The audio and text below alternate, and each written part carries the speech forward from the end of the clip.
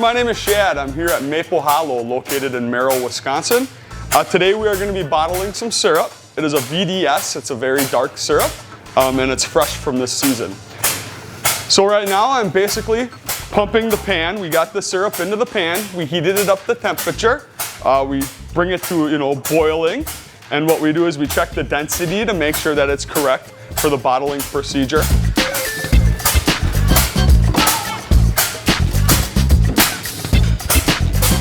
And what we have here is a paper that basically gets wedged in between these cast iron plates, and the syrup goes through, and the filter is what traps the particles, and it goes through the press and comes out the other end clear. So that's kind of what that looks like. So the way this pan flows, it's flat, the valve is on the edge. We pick it up so that the rest of the syrup flows down so it can get pumped out into the steam kettle. And if you look in here, you can actually see some of the sugar sand in the bottom of the pan, and that's kind of what the filter press is taking out, and that's actually why it's running a lot slower now, because this syrup particularly had a lot of particles in it. I ran it through the press back into the pan, and then we take a sample and we hold it up to the light, and you can see it's crystal clear. And if there were particles that were still in it, then I would have to add more filter aid to the pan to help it filter a little bit more.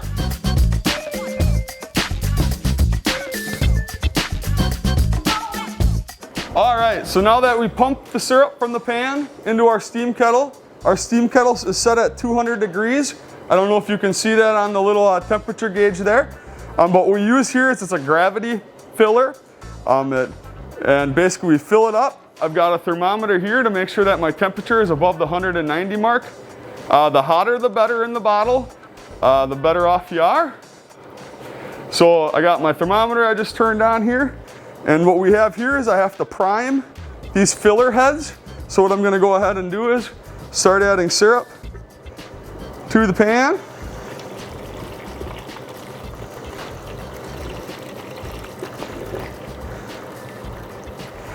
And I have a valve on the side here that I can put some into my little priming bulb.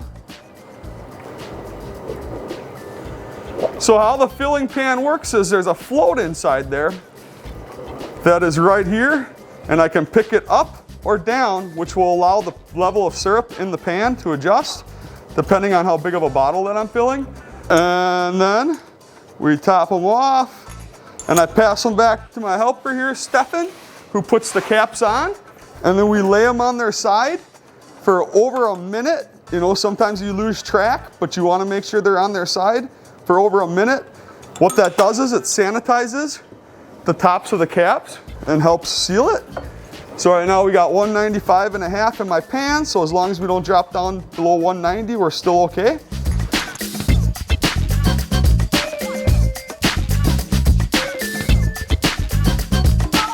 Just our Maple Hollow signature sticker that goes on the front, and we have the label on it. It says it's 8 fluid ounces versus if it's a pint or versus a quart, and we sticker that on, and then we add a little grade label depending on what the maple syrup is.